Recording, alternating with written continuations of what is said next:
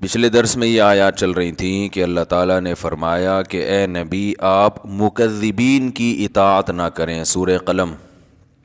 جو لوگ بھائی اس کو چلا دیں یار، جو انکار کرتے ہیں آخرت کا ان کو فالو مت کریں، کیونکہ جو آخرت کا انکار کرے گا نا اس کی زندگی کبھی بھی سیدھے راستے پہ نہیں ہو سکتی.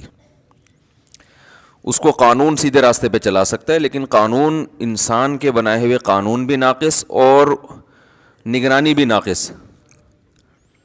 لوگ کیمرے لگا دیتے ہیں، وہ کیمرہ ہی چوری ہو جاتا ہے. تو اس لیے جب تک اللہ کا خوف نہیں ہو، آخرت میں جواب کا خوف نہیں ہو، تو انسان سیدھے راستے پہ چل ہی نہیں سکتا. ناممکن ہے یہ.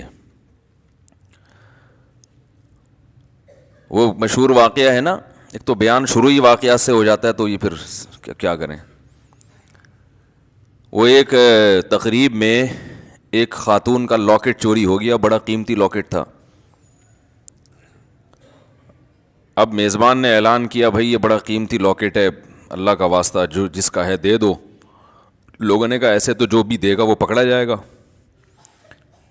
کہ وہ سب کو پتہ چل جائے گا چور ہے، تو چور کا راز بھی فاش نہ ہو اور لاکٹ بھی واپس آ جائے.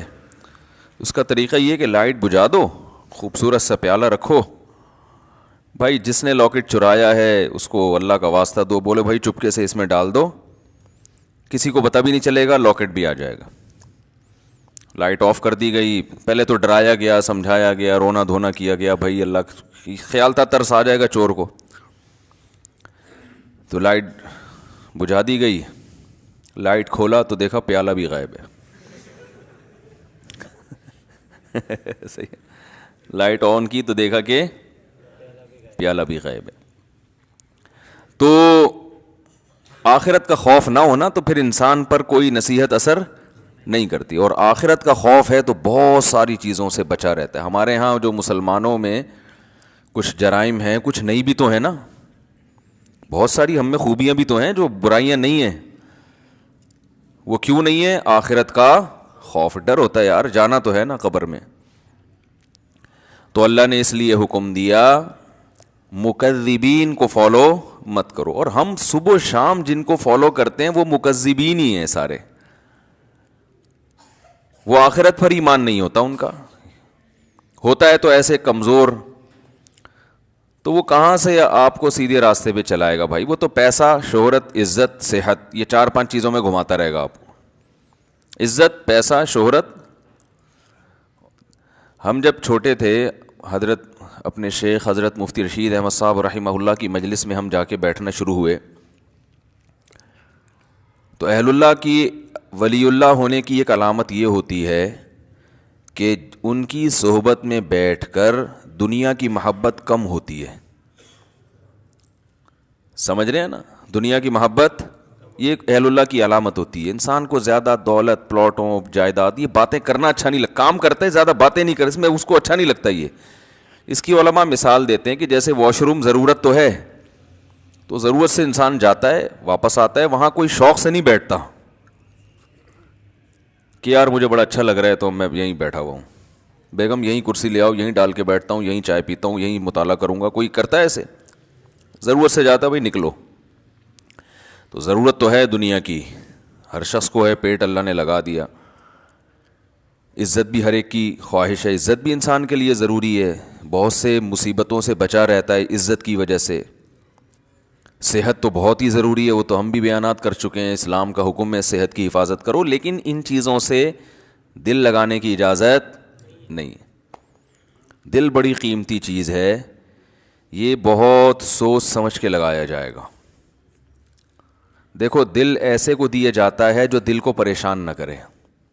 کیا خیال ہے؟ بات سے بات نکلتی ہے، موضوع چینج ہو جاتا ہے. سورہ قلم لے کے چل رہے ہیں، لیکن چلو یہ بات بھی تھوڑی سی کمپلیٹ کر دوں. سکون کہاں ہوتا ہے؟ دل میں نا.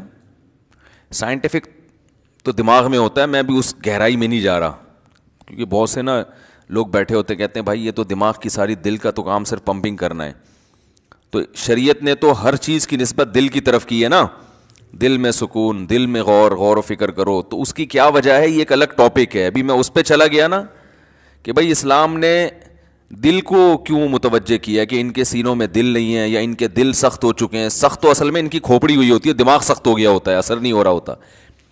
تو وہ ایک الگ بات ہے, اس کے میں اشکال کے جواب دے بھی چکا ہوں, ابھی میں اس طرف نہیں جاؤں گا. لیکن عام محاوروں میں نسبت دل ہی کی طرف ہوتی ہے. بھائی ہم نے تمہیں اپنا دل دے دیا, اس کے تمہارے دل میں اس کی محبت نہیں ہے. تو اس محاورے میں آپ کی دل سے جو مراد ہوتی ہے, میری بھی فی الحال وہی مراد ہے, تاکہ بات آگے چلے نا. تو سکون کا محل کیا ہے؟ دل. خوشی کا محل کہتے ہیں جگہ. خوشی کس جگہ پہ ہوتی ہے؟ دل میں ہوتی ہے. غم کہاں ہوتا ہے؟ دل میں. کہنا تم نے میرا دل دکھا دیا, تم نے تو آج میرے دل کو خوش کر دیا. تو انسان صبح و شام سکون کے لیے کوششیں کرتا ہے, خوشی کے لیے کوششیں کرتا ہے. تو خوشی کے لیے انسان کی جو کوششیں ہوتی ہیں, تو جب ان کوششوں میں کامیاب ہوتا ہے تو خوشی محسوس کہاں ہوتی ہے؟ دل. تو پتہ یہ چلا, دیکھیں انسان خوش ہوتا ہے اپنی محبوب چیز کے ملنے سے, ایسا ہی ہے نا. تو دل کب خوش ہوگا؟ جب دل کو اس کی محبوب چیز ملے گی. دل چاہ رہا ہے یہ کھا لو, کھاؤ گے تو خوش ہو جاؤ گے. دل چاہ رہا ہے یہ کر لو, وہ کام کر لیا تو خوش ہو جاؤ گے. دل چاہ رہا ہے کہ یہ چیز مل جائے, گاڑی مل جائے, مل جاتی ہے تو دل کیا ہوتا ہے؟ خوش ہوتا ہے. تو سارا جو مسئلہ ہے نا وہ ہے دل کا. تو یاد رکھیں کہ دل کو خوش کرنے کے لیے یہ ضروری ہے کہ اس کو اس کی محبوب چیز ملے. تو جن چیزوں سے دل کو پہلے سے محبت ہے نا, وہ انسان کو ملتی نہیں ہے. ٹینشن والا مسئلہ یہ ہے. آپ کہیں بھائی جو اتنے لوگ خوش ہوتے ہیں ان کو ان کی دل کی پسندیدہ چیزیں مل جاتی ہیں تبھی تو خوش ہوتے ہیں نا. بھائی مسئلہ ایک دل میں بہت بڑا فالٹ یہ ہے کہ اسے اس کی جب محبوب چیز ملتی ہے تو اس کے دل میں اس سے زیادہ کی خواہش پیدا ہو چکی ہوتی ہے. سمجھ رہے ہیں بات کو؟ لہذا یہ پہلی مرتبہ میں تو اس سے خوش ہوتا ہے, اس کے بعد پھر یہ اس سے خوش نہیں ہوتا, اس سے زیادہ مانگتا ہے. ہمارے ایک دوست ہیں, اللہ نے ان کو مالی وسعت دی, وہ ایک زمانے میں بڑی غربت تھی, تو مجھے اپنا واقعہ بتا رہے تھے کہ یار جب ہم غریب تھے, مدرسے میں پڑھتے تھے, کہتے ہیں تو میں نے اس وقت کہیں سے ہمیں یاد ہے ایک پراٹھا آ گیا کہیں صبح ناشتے میں سوکھی روٹی ملتی تھی. تو کہہ رہے ہیں وہ پراٹھے کے نا ہم سب طلبا نے ٹکڑے کیے, ایک ایک ٹکڑا, ایک ایک پراٹھا سب کو ملا, یعنی پراٹھے کا ایک ایک ٹکڑا سب کو ملا. کہہ رہے ہیں یار اس وقت اس میں اتنی خوشی سے ہم نے وہ ٹکڑا کھایا ہے کہ اب انڈے مکھن میں وہ مزہ نہیں آتا. وجہ کیا ہے؟ اس وقت غربت تھی, اس وقت پراٹھے کی محبت تھی. یار صبح روٹی کھا رہے ہیں, کسی دن پراٹھا مل جائے تو ایک ٹکڑا ملا تو دل اتنا خوش ہوا جتنا کوئی ڈیفنس کلفٹن میں رہنے والا مکھن کباب پہ خوش نہیں ہوتا. تو کہنے لگا یار اب تو سب کچھ مل رہا ہے لیکن وہ خوشی نہیں ہوتی. تو وجہ کیا ہے بھائی؟ جب اس سے کم مل رہا تھا تو دل میں پراٹھے کی خواہش تھی, جب پراٹھا ملنا شروع ہو گیا تو اب خواہشات اس سے. یہ جو بڑے بڑے مالدار لوگ ہیں نا ہمارے, اکثر سیاستدان, سارے نہیں, یہ کباب پراٹھے پہ تھوڑی خوش ہوتے ہیں. ان کو آپ بریانی کھلا دو, ان کو سیخ کباب کھلا دو, ملائی کیا, یہ تو غریبوں کے کھانے ہیں. بھئی اب کیا کھانا ہے؟ آپ نے کباب بھی کھا لیے, پراٹھے بھی کھا لیے, آپ نے جو ہے وہ نہاری بھی کھا لی, بریانی بھی کھا لی, برگر بھی کھا لیا, پیزا بھی کھا لیا, ایسی ایسی خوراکیں, ترکی کی ڈشیں آپ نے کھائی ہیں, جاپنیز ڈشیں آپ نے, جو ان کا دل چاہتا ہے کھاتے ہیں, لیکن ان کو اس میں وہ مزہ نہیں آتا. یہ کہتے ہیں وہ جائیدادیں کھلاؤ اب ہمیں, یہ کباب یہ تو ڈیفنس کلفٹن کے عام مالدار لوگ کھا لیتے ہیں. یار یہ کیا ہے؟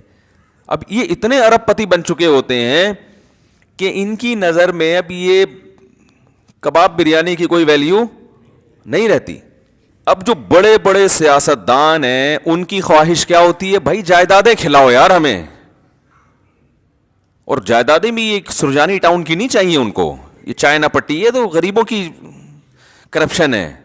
وہ جائیدادیں کچھ اسلام آباد کے کوئی پورا آدھا بحریہ ٹاؤن کھلا دو ہم کو. یہ اگر ان کو نہ ملے تو ڈپریشن میں چلے جاتے ہیں. عجیب مصیبت ہے. انسان ہمیشہ سے یہ حقیقت جانتا ہے کہ دل کی جب ایک خواہش پوری ہوتی ہے تو وہ اس سے بڑے کی خواہش اس میں پیدا ہوتی ہے. تو یہ عجیب بات ہے کہ یہ تو کبھی خوش ہو ہی نہیں سکتا. یہ ایک ایسی حقیقت ہے جس کو ساری دنیا کے سارے ماہرین مانتے ہیں, لیکن پھر بھی وہ دنیا سے محبت کرتے ہیں. تو بتاؤ کبھی ایسے دل کو سکون مل سکتا ہے؟ آج آپ کی خواہش ہے یہ مل جائے, تو جب وہ ملے گا نا تو اس سے آگے کی خواہش پیدا ہو چکی ہوگی, پھر اس سے آگے کی پیدا ہو چکی ہوگی.